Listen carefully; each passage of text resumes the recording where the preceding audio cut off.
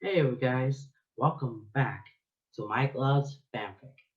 Okay, so where we left off this time is now I'm going to be reading the next one shot fic that I will read to you.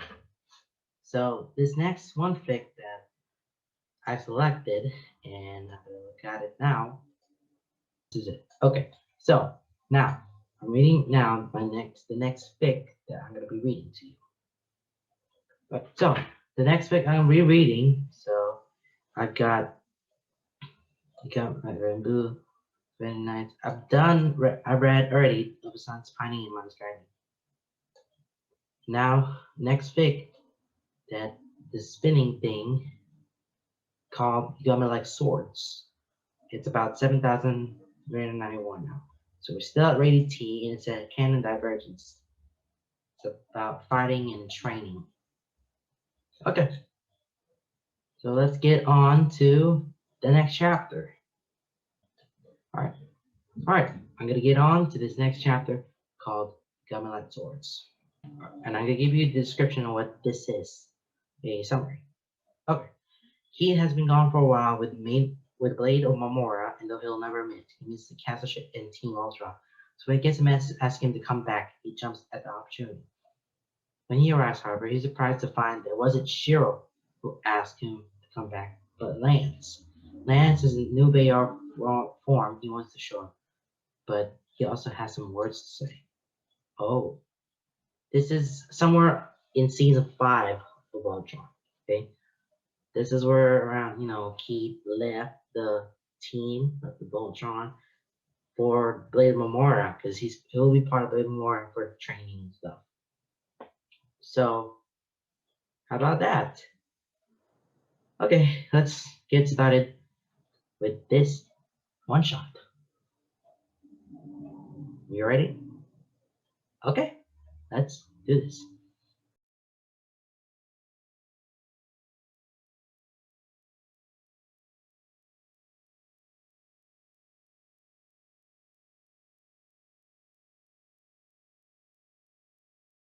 All right, you got me like swords. When the hatch of Keith's cruiser opens, there's only one person waiting for him. He's fine with that. He's never really enjoyed making a big deal out of his visits. Thankfully, it's just a person he had been hoping to see. Shiro, he says, is like a sigh. A soft exhale of breath that leaves in a rush, entire body relaxing. His smile, however, falters when he sees the confusion written across Shiro's face. Keith? He blinks in surprise as Keith lets mask go. What are you doing here? Is there something wrong? He hesitates as feet touch the floor of the hangar. Nearly soundless, but far too loud in the ringing sounds. His heart leaps in his chest before squeezing tightly. He leaves one hand in the hull of his cruiser, like that might somehow ground him, like keeps him tethered to his escape. His eyes narrow slightly, brows pinching. Shiro stands away from him, not a drastic distance, but one that chills the air between them. His arms are at his sides, not crossed, not closed off. Held is just a fraction to the side. His body language is open, yet he gets the distinct impression that it's not. Not really. It feels like an itch beneath his skin, a prickling at the back of his neck. Instincts warning him of something he doesn't quite understand.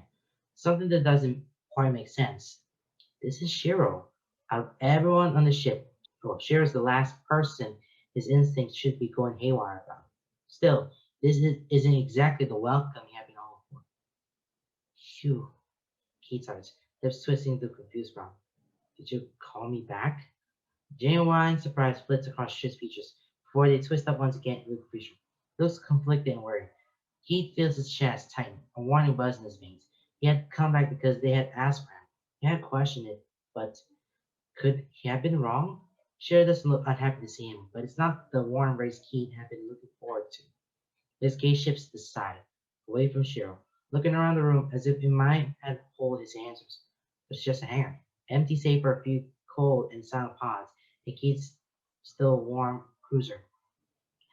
I got the message from the ship, a private one. His gaze flicks back, hoping to see some sort of recognition or embrace light up Shira's face. But if anything, his frown deepens. He clears his throat, standing a little straighter. lifting his chin a little higher. Carson's arms over his chest. It said to come back as soon as I had time, so here I am.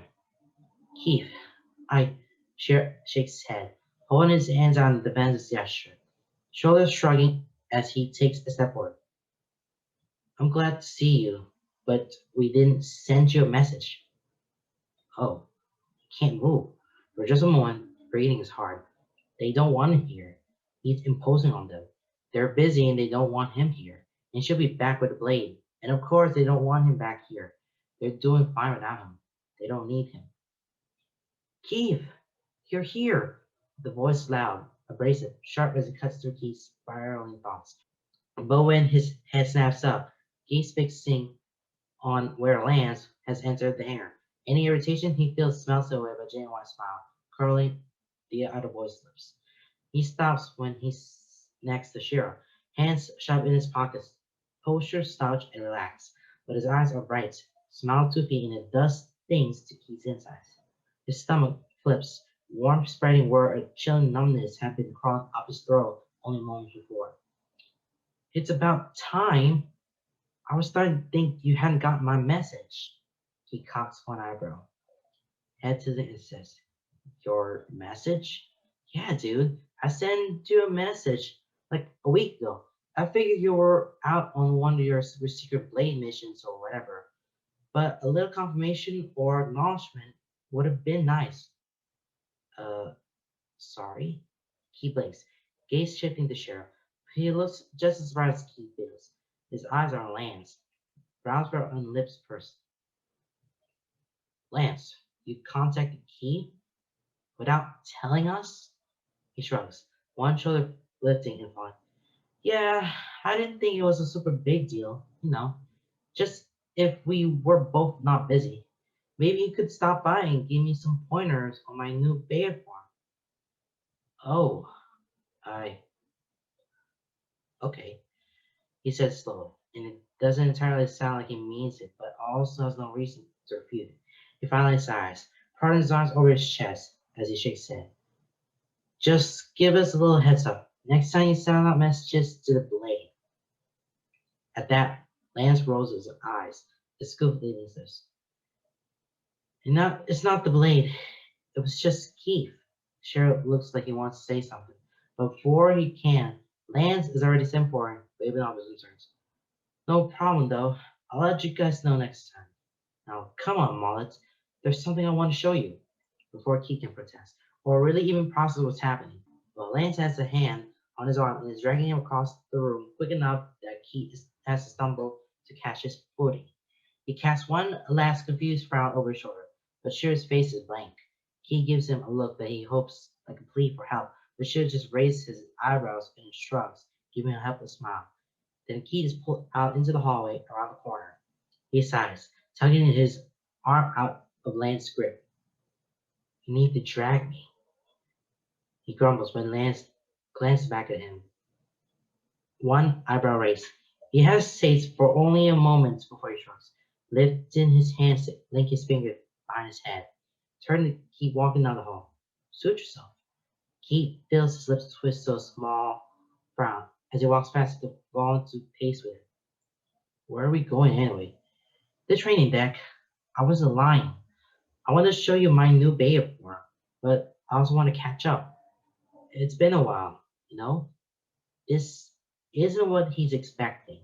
He feels everything's off kilter, like his balance has shifted and the information he's been fed is having a hard time processing, bouncing off his mind without truly being able to sink in.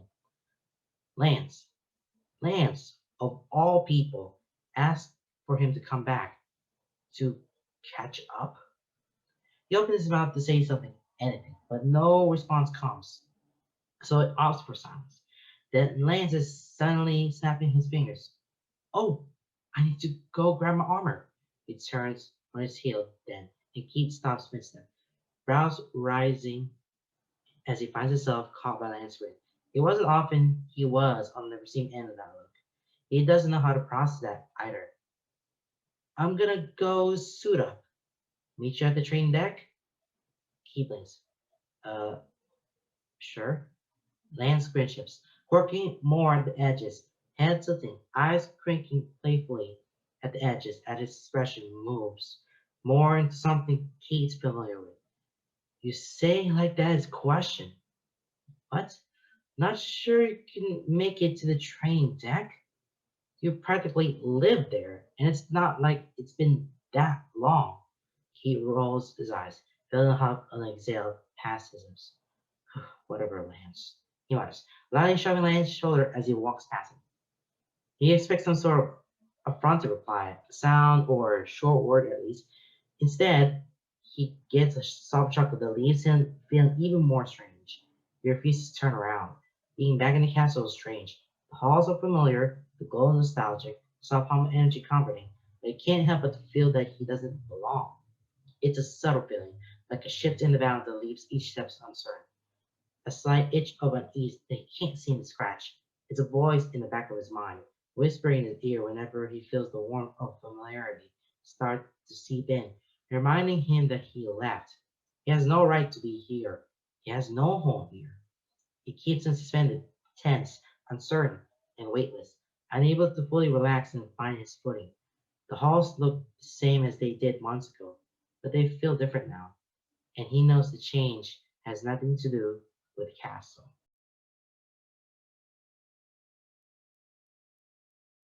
Okay, right. So this is the part for going to some places. I'm gonna stop share for a bit. Okay, so this sort of the story now that who's calling Keith back to the Paladins, to the Team Voltron. And it was not an event. It's not Shero because he did not call him to get back, but it was Lance. Because Lance wanted to show Spare and he wanted to say something. And that's all he wanted to do. So he wanted to show off, some of the cool stuff that they have, that he has like months ago. So this is what we're saying. Come back, Keith. I'm gonna show you something new that I have not telling you. And I have also wanted to say something that I'm holding this, holding my words to you for years, for months, and that's how that scene starts to go on from there. Okay, go back.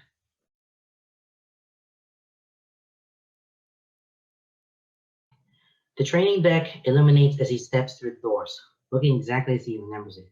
Black, white, and chrome, glowing blue accents. It feels strange being back here. It's much brighter than Blade's training areas, much wider, less purple, a little more empty. When he starts to feel the familiar itch acting up beneath his skin, he calls for training bots, three of them, set at a few levels higher than he last practiced with here. He's grown a lot since then, learned a lot. It's not exactly an easy fight, but it's nothing he can't handle. He moves through them fluidly, dodging strikes, steps automatic and movements practice. His knife spins in his grip, shifting from hand to hand. He leaves it in the air to turn, trusting he does so quick enough that it'll still be right where he needs it to be when his next hand moves to catch it. He disposes of the first part quickly enough, and it's only when one of the others swings down, giving him little room to dodge, that he extends his blade, catching the bots on the edge of his sword. He grunts, gritting his teeth at the weight, then pushes back before stepping away, down, stepping out of the bot's sweeping arch, slashing out of the other one. By the time the two remaining bots dissolve into the smattering of blue pixels, drifting briefly and aimlessly in the open air of the train deck. He worked up a sweat, but it feels good. It feels freeing. He wipes the sweat off his brow with a form, having to turn when he spots him out of the corner of his eye. A figure he hadn't seen while concentrating on the fight. Lance stands just inside the doors, far out of the way but well into the room. He dressed in his blue paladin armor, helmet held in front of him, cradle in his hands, and he's staring at Keith, eyes widened and jaws on slack, lips parted, his face so open yet so blank. Keith has a hard time reading it, but it makes something in him stir, a restlessness that has him shifting his weight, eyes narrowing suspiciously. What? He hadn't meant snap. He really hadn't. Lance shook his head, visibly coming out of whatever thought had held him captive. And suddenly he smiles back, and that familiar cocky smirk, but there's a waver to it that Keith has no explaining for. Nothing. I just forget how good you are when you're not around all the time. He blinks once again through all bounds. He's not used to getting compliments. Not from the blade, and definitely not from Lance. His eyes narrow once more, lips twisting to a small frown. Who are you and what you have done with Lance?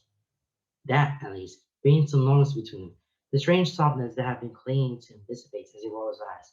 Voice dry as he says, Ha, very funny. Am I not allowed to compliment you once in a while? You never have before, he adjusts, turning to face him more directly as Lance starts across the room.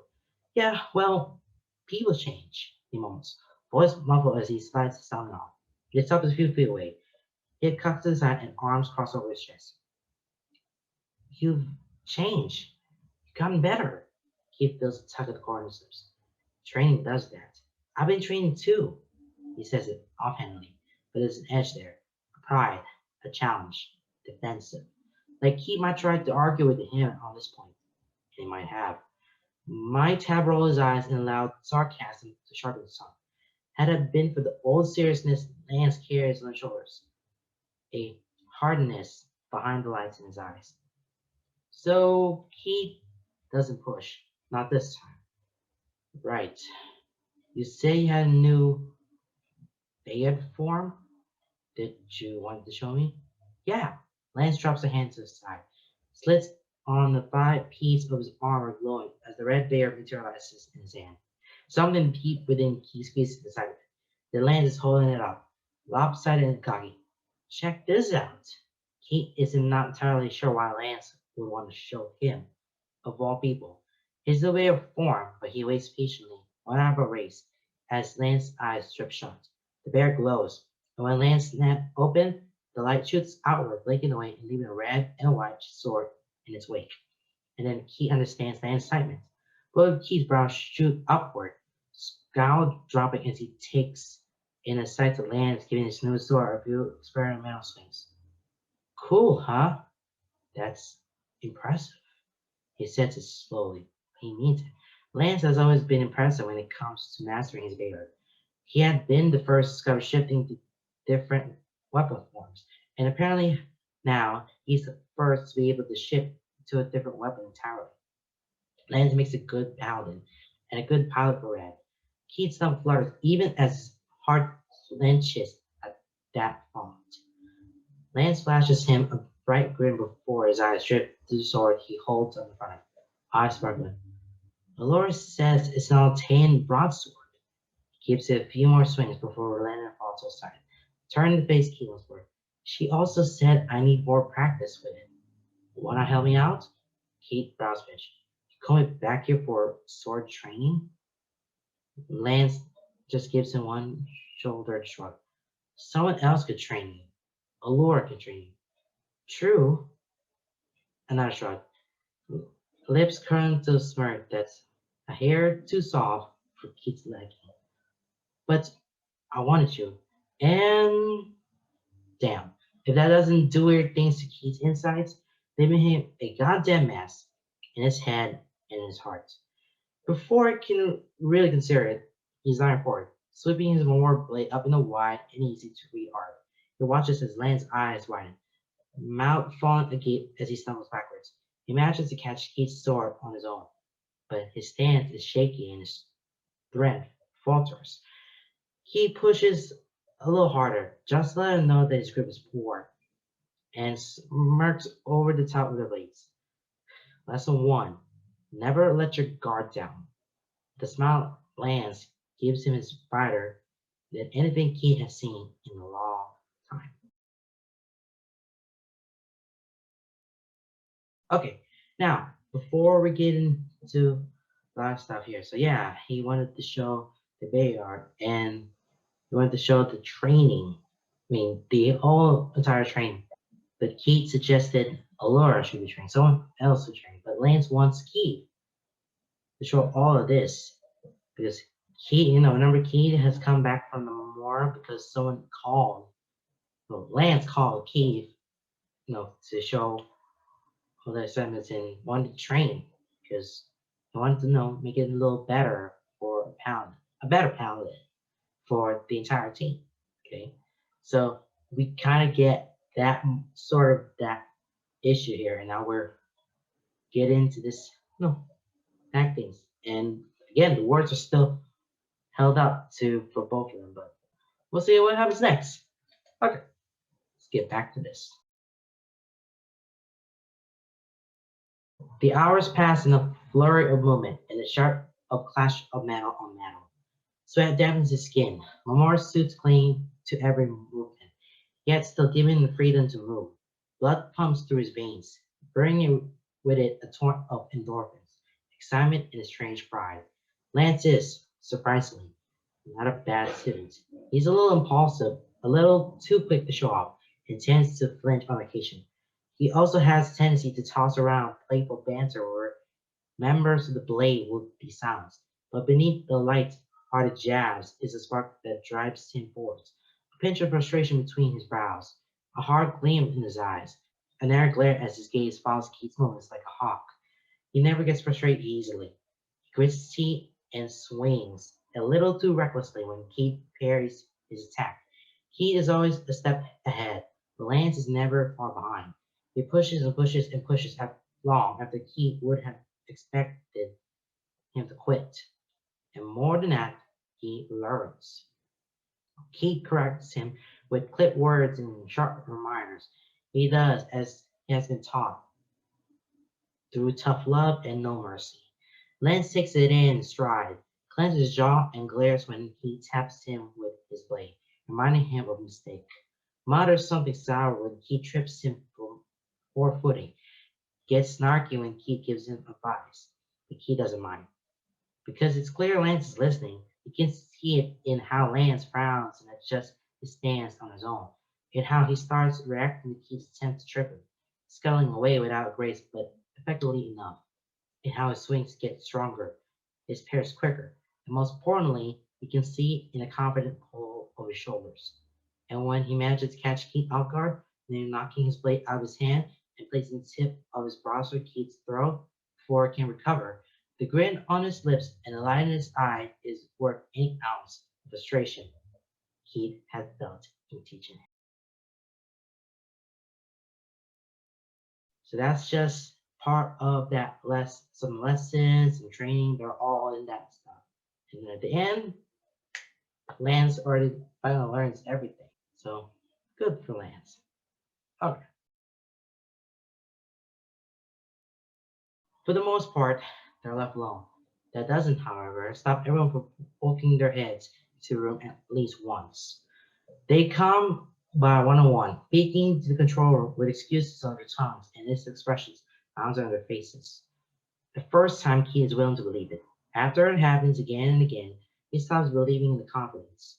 Karan's the first stop by, claiming that he was passing by when he heard voices out of the lands. He claps Keith on the shoulder, saying it's good to have him back. Eyes sprinkled at the edges and a genuine smile warm beneath his mustache. The letter comes by next, using much the same excuse as Karan. She slides into the room, eager to talk about the swords and how far Lance has come. She claims it's about time someone showed Lance how to properly handle a weapon, and he huffs, but they're both smiling. When she tries to edge her way into their training session, Lance's smile falters, and he pouts, shooing her out of the room. She goes with a laugh, throwing over her shoulder how she glad Keith is back. Hunk is next, peeking around the corners as they slide open, hesitant as he creeps into the room, waiting patient as Keith and Lance finish up the bout. He waits until he's acknowledged before making his way over, babbling about how he overheard Fran and Laura talking about him being back on the ship, and thought he'd come by to say hi. There is a moment of awkward hesitation before Hunk is rushing forward, scooping Keith up into a hug that takes him off his feet. He tenses, but it's not long before he melts into the embrace and finds himself smiling, assuring Hunk that he'll at least stay for dinner. Page 4 goes all the pleasantries and all excuses. She comes barreling into the train deck. chopping Lance away in the middle of the fight and throws herself a key. He blinks in surprise as her small arms wrap around his midsection, head buried into his chest. His hands hover around her, uncertain for just a moment. Before he's returning the hug, she tells him she misses him. She tells him that she's glad he's back, and she punches him before she leaves, telling him sternly to come by more often. The fact that everyone here would take time out of their day to specifically come to this room merely to see him is a strangely hard pill to swallow. It leaves him feeling very light and bubbling in his chest, stomach churning pleasantly, fingertips buzzing and a strange weight removed from his shoulders, allowing him to stand just a little taller without feeling like he's about to sink into the ground. You look surprised they all miss you, Lance says, voice soft and amused. He tears his gaze away. From the door where Pitch just disappeared, the small smile that had been ghosting across his lips falling. Lance watches him with his own smile, small and secretive and strangely fond. His eyes are lidded, held to the side, gritted at the edges from the smile lifting his cheeks. Keith's hard flips, making him feel like he can't catch his breath, and looks away. I am. Yeah, well, you shouldn't be. A hand comes down on the shoulder, strong and confident and comforting. Keith looks at it for a moment before lifting his eyes, gazing at Lance from beneath his lashes. His grin is a blade of, his grin is a shade brighter than the glowing lights of the castle. You're one of us, man, and we like when the family's together. I mean, this is part of the season 5, and this shows how they miss them. They miss each other because it's been a long time since they're back, and that's just the part of it. No, it's a different story. Comes to the play, yeah, because everybody in that ship they cared about Keith. I mean, Keith's coming back is a very exciting news. Staying up just for the training and everything. That's all. That's just all. We found Pitch's dad, Lance says, handling Keith a water pouch and dropping to the floor beside him. He's all limbs, leaning back on one arm and legs sprawled out in front of him. If he's sitting a little closer than necessary, I didn't say anything. Yeah? He raised an eyebrow, surprise rolling through him. He glanced at Lance, lifting the pouch and struggling forward to catch the straw with his lips. Lance watches, a smile playing across his features. He lets out a soft snort, but otherwise lets it go. He looks away across the train deck, lines around his eyes become strained and gaze become absent. Yeah, it was a little rough. Zarkon had him and wanted to exchange him for Lotor. It was a tough call. A lot of emotions and opinions around that. And then Shiro, he turns to face it a little more fully, lips pursing. What about Shiro? Lance shakes his head, waving Keith off his water pouch. Don't worry about it. We'll talk about it later. He just made some tough calls and our communication wasn't the best. But we got through it fine. There's strain there. Attention and expression. Shadow spinning his eyes. But before Keith could question it, Lance smiling again. Alrighty, moving forward. But the point is, we sent him back to Earth and everything. And we sent messages to our families and stuff. Keith comes acknowledgement, glancing away, down at where the dark colors used to stand out against the pristine floors. Something twists inside him, but it's nothing unfamiliar. It's something he hasn't learned to deal with. I wanted to get one from you too, but it was all so quick.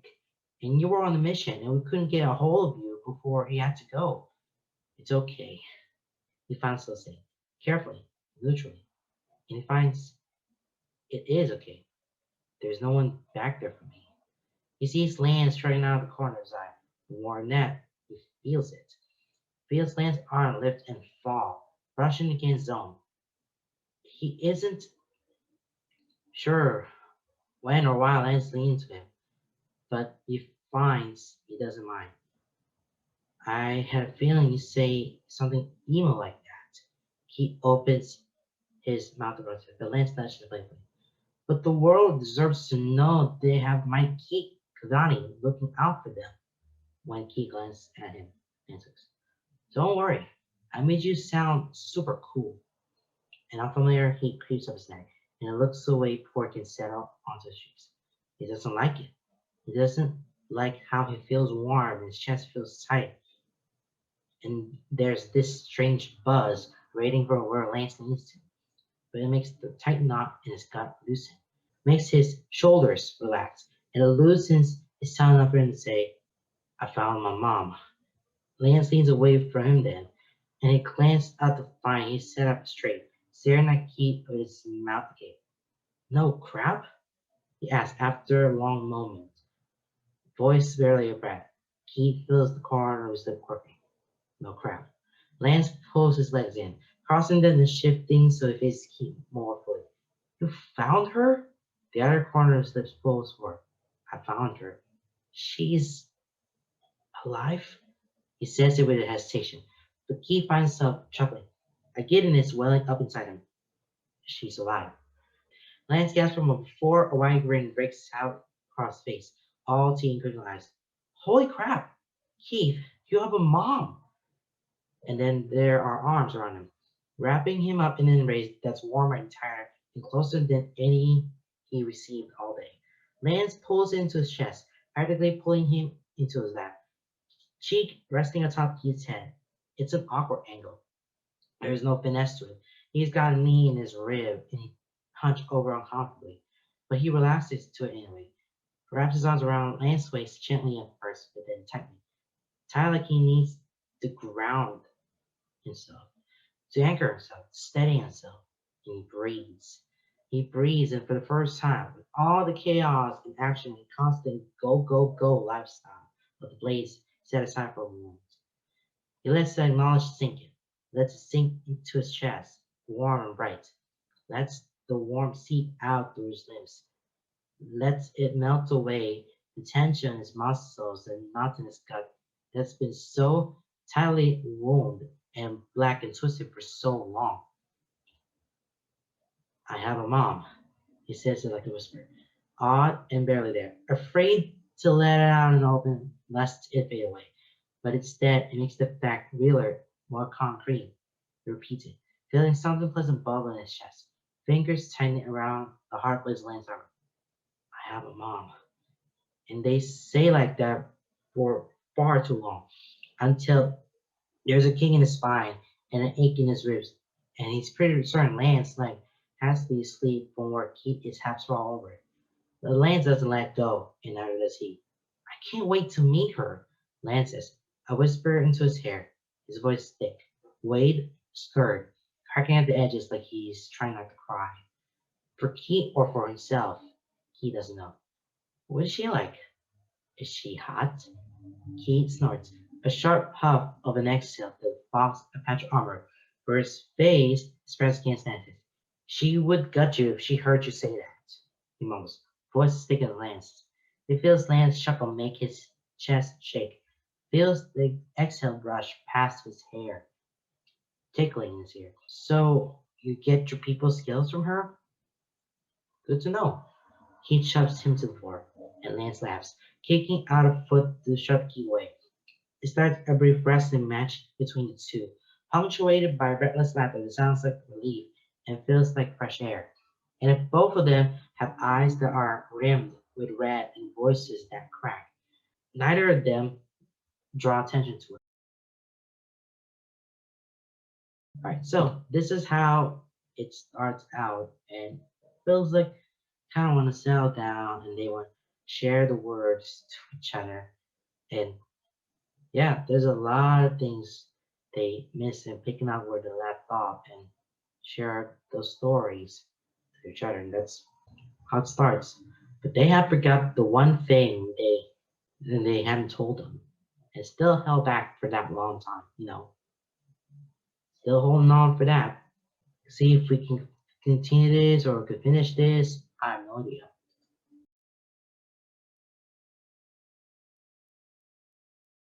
He's surprised by Land's improvement. It's not instant, nor is it drastic.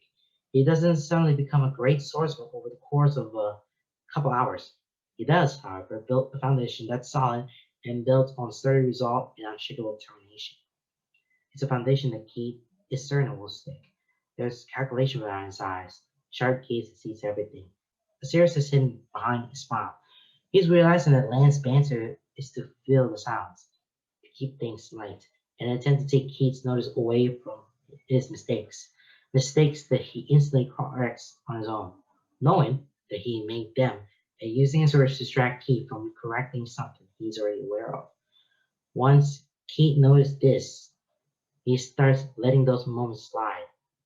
Let Lance think he isn't picking up on his fumbles and his mistakes. Let Lance police himself for the sake of growing and learning. There is, however, a limit to how much he's willing to let go. And there's one mistake Lance keeps making, again and again and again. A mistake that he's afraid will become a learned habit. And it's one that will get him killed on a battlefield. You're leaving yourself open, he says, scowling as Blake comes to rest Lance's midsection. Tip pressed lightly against the exposed black bodysuit. Lance reaches, soar in the air, like anyone suspecting Keith to be there. It's stupid. His whole left side was wide open. At the sharpness of Keith's tone, Lance scowls, bowing sword away and stepping back. Yeah, I'm working on it. He falls to the defensive stance, one that Keith taught him. Both hands on the handle of his sword and blade poised between them. Keith doesn't move, his own frown deepening. No, this is something you need to understand now. He moves quickly, swiping his blade out to clash Lance's sword. He stumbles backwards, eyes wide as he swings back. Keith easily dodges the attack, moving beneath the blade and stepping out to Lance's side. His sword moving with his hand, edge stopping when it was once again pressed along Lance's midsection. Had he kept moving, he could drag it along Lance's side. His head is turned, meeting Lance's surprised gaze with one of iron. You can't leave yourself open, he says, voice pitched low. He holds the blade along Lance's armor for a moment longer before he steps away, falling to a stance. Lance hesitates for only a moment before mirroring him. Keith gives him only a second to repeat before he's rushing forward again, pushing the offensive, attacking, forcing Lance to react. Then Lance swings to the blade, leaving too much of himself open once again. They freeze when Keith's sword stops an inch from his neck. Navy eyes meet brilliant blue over the gleam of his blade. This isn't like fighting with your rifle. This isn't like using a gun. With a sword, you're not ranged. You don't have the luxury of distance to afford you more reaction time. When you fight with a sword, you're in the middle of things. He steps back, giving Lance enough room, only long enough for him to fight himself before swinging again, coming at him with the speed and efficiency he used to attack sentries. Lance yelps, scrambling away and barely managing to get his sword up in time to block. But as soon as their swords clash, he is pulling away, spinning to the side, swinging again with a new angle and new momentum.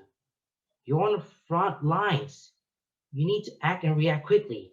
Don't get time to think about it, he says louder, through gritty as he pushed Lance, swinging and jamming again and again, barely giving the paladin a moment to breathe. He switches hands, throwing Lance momentarily off. He ducks down low in an attempt to swipe at his feet, but Lance dances away, scrambling for balance. He runs at him and stops when their swords clash, and they hold, strength to strength. He glares at Lance over their crossblades. You need to learn quickly. Don't let yourself make mistakes. Train yourself to have quicker reactions. So when the moment comes, you're able to act on instinct. He gives a final shove and steps away, sword arm falling to his side. Despite his relaxed stance, Lance remained posed, sword raised, eyeing Keith warily. Good. He's learning. When you fight with a sword, there's no time to think, no time to breathe. You fight or you die. The sword is the first line of defense. If they get past you, they get to your allies, your friends. His fingers curl into a fist at his side, pressure of his nails pushing into his palm, even though the gloves of his suit.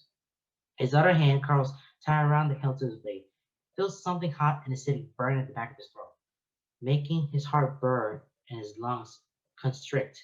He holds Lance's gaze until he sees the concern start to open the edge of his awareness. Then he looks away. So you can't let them get past you. He feels a lump in his throat, feels it threatening to choke him. He clears his throat, lifts his chin high, and taking a step back, turning away from Lance, lifting his blade to stare at the gleam beneath the glowing bright lights of the tin castle. When you wield the sword, you're the first line of defense. You can't let people get past you. And sometimes that means you have to make sacrifices, he said softly, afraid that if he raises his voice, they'll crack. Still, hopes Lance can't hear him at all, and he's foolish to do so. Even his ragged whisper carries in this vast room. Sounds save as a gentle hum of energy through the walls.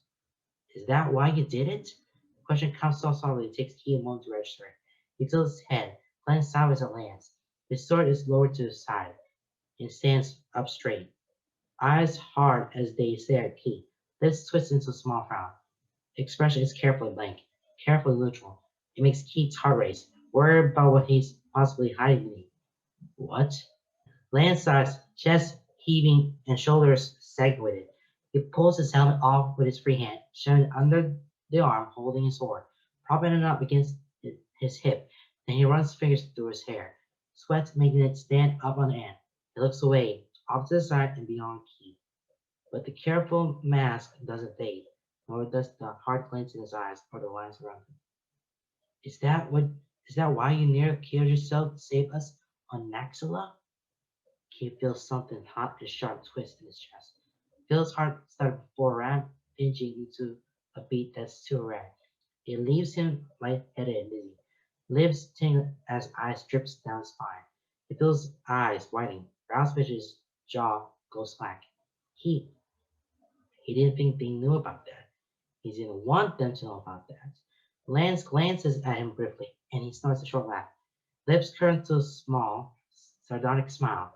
The lines around his eyes stand out against his skin, emphasizing the bitter gleam in those blue irises.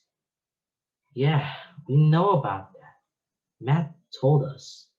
With the way Lance looking at him and the guilt that twists in his gut, it hurts to hold eye contact. So it glares at the sword in his hand, eyes tracing the edge of it before settling on the reflection of his eyes. I was angry with you. I really was. And he can hear it. He can hear the simmering rage and frustration that he's trying to hard to keep down. He can hear the strain without having to look at his face. Everyone was really upset about it, but I was mad. No one gave you permission to throw your life away like that. I didn't want you dying for me. And he laughs. It's not light-hearted. It's twisted and bitter, and Keith hates it. I was totally gearing up to kick your ass. Was gonna give you an earful and everything. They told me to wait and calm down, but I nearly flew off with Red in the middle of the night just to find you. I nearly did. He turns off with a long exhale. Keith risks a glance at him. His eyes are no longer hard, nor are his features turning twisted to rage. He just looks tired, exhausted. A bone deep weariness that he recognizes because he feels it too. Feels it and pushes it aside because he can't allow himself to feel it. Afraid that if he does, he won't be able to keep going. It makes him want to reach out to Lance. His fingers twitch with the need. But that's a territory he's never wandered into his own before. He's not sure how to start. But when I thought about it a lot. He stares at the floor, somewhere behind Keith, fingers on his free hand rubbing together, brows pinched. His lips twist to something sour, but Keith knows it's not directed at him. And I realize, in your position, I would have done the same thing. That makes him feel like the air is punched from his lungs. He thinks he might have made a sound, but as Lance looks at him then, smile softening the strain in his features. Don't get me wrong, he says, voice soft and gentle. Nothing like the restraint or careful neutrality earlier. Something calmer, like the current of a stream, gentle and steady. I still hate that you did it, that you were going to do it. I'm still mad at you for that. But I guess what I'm saying is, I understand. And there's the crinkle at the corner of his eyes, the lip of genuine smile, even if there's something more solemn in his face. Lance? His voice sounds rough, strained, and near choked by an alarming clear throat. Lance takes a step toward him, then another, close in distance as if approaching a frightening animal. All the while, the look never leaves his eyes. And I'm really glad you didn't have to go through with it. For a moment, a strange wistfulness lights up his eyes, a dry amusement that comes with a soft hum. I guess I have a lot to thank for that.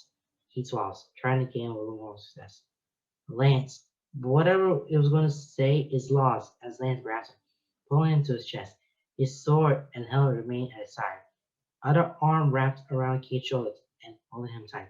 He buries his face in the crook of Keith's shoulder, and Keith can hear his shuddering exhale. It takes him a moment, but instinct overcomes surprise. Keith's free hand finds its way around Lance's waist, arm wrapping around his lower back as he pulls Lance close, pressing away the remaining space between them. Their armor is hard and awkward where it presses together, but Keith doesn't mind. He tucks his head to Lance's shoulder, letting his forehead rest on the cool metal. It feels good. It feels good to be just like this. Don't know what we would have done without you, Mullet. Lance mumbles into a shoulder, and you can feel the vibration of his voice at the base of his neck.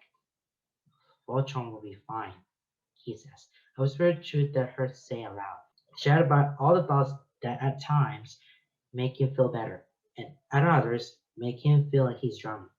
This isn't about Voltron, Keith. This is about you and how much you mean to us. His voice is thick with emotion.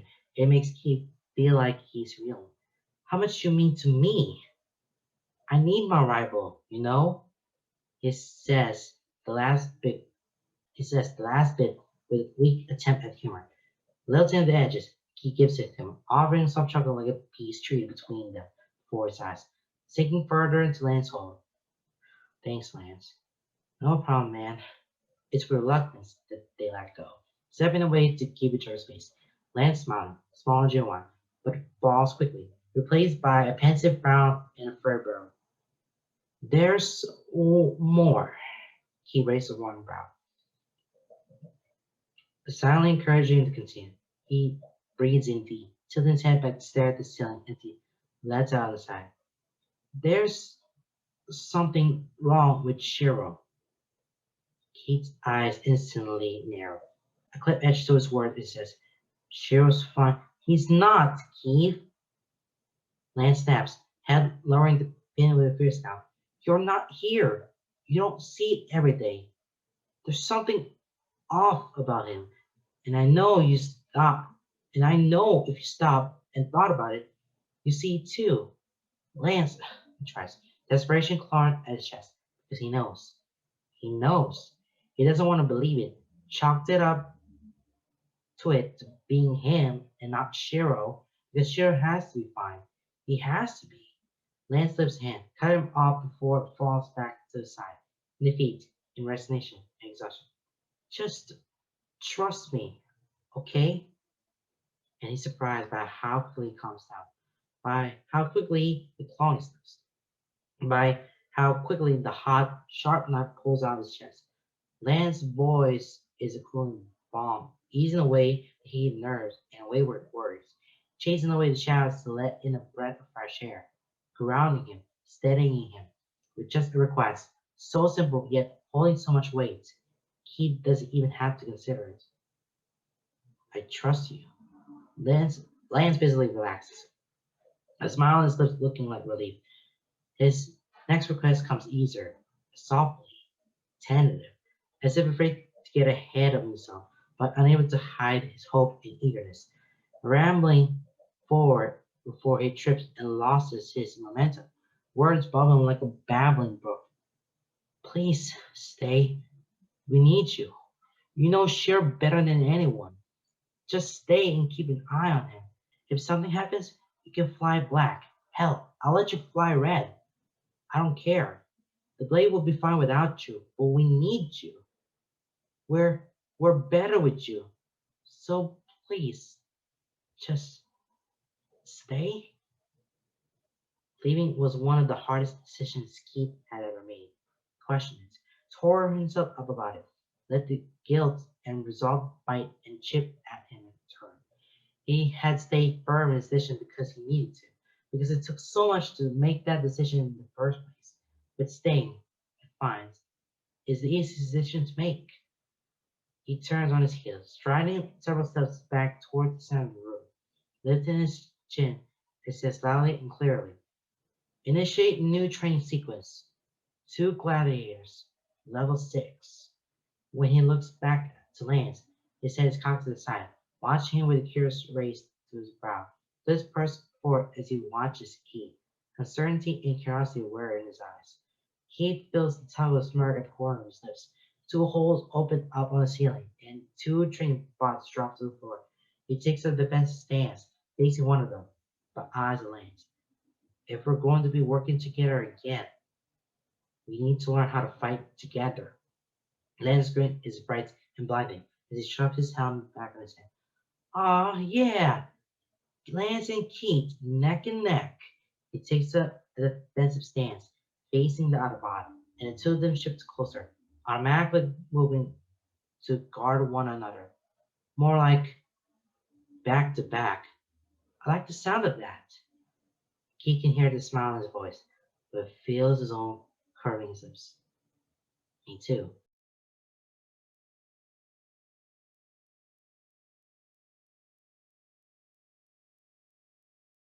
And that is it for Gunner Like Swords. This is a pretty amazing one shot that we ever did because Lance wanted Keith to stay because they have been outnumbered because Cheryl's not doing so well.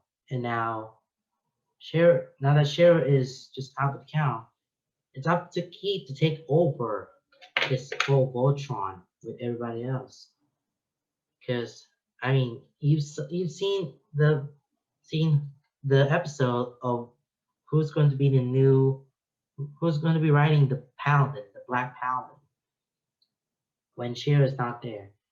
And everyone tried, but except for Keith. Keith is the only one who have done it. And guess what?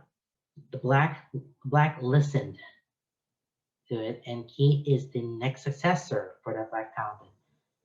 So Lance is no longer riding blue, so he'll be riding where Keith was originally that was red, and then Allura was like the princess of it, but she's no longer a princess, and she's becoming the a blue paladin, riding a blue paladin, blue lion.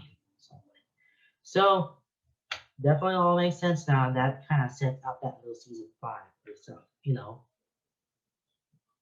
That's where it goes.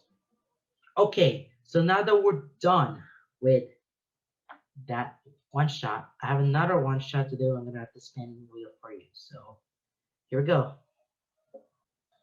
Okay, so far we have done. Okay, so done. So I've just finished reading this and this, and oh yeah, don't forget about this, this, and this. So we have done 1, 2, 3, 4, 5 out of the 19 fics that we have. Okay, so now that we're done with that fic, now it's time to move on with spinning. What will be the next one? Where I'm just gonna read just the one shot. My pining, so we're done with that.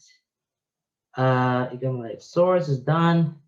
I read those already, so we're down to 16, and I can't wait to figure out what will be the next one.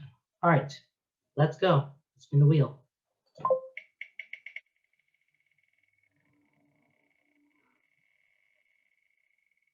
Ooh, minimize. There you go. You got me like spoilers. So that is here, the number 7. It is that's a soulmate. Yeah.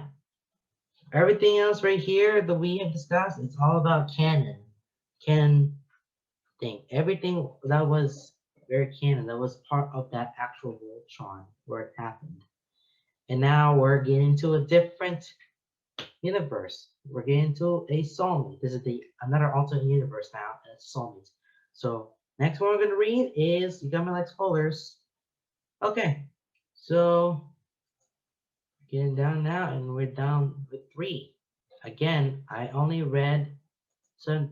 I'm going to read some of these fics here, but they're all randomized, so I have to read this in no particular order whatsoever. All right, so now that we're done, and now that you know what will be the next fic, I will see you guys in next video reading another fic that I showed you. Coming up next, You Got Me Like Spoilers.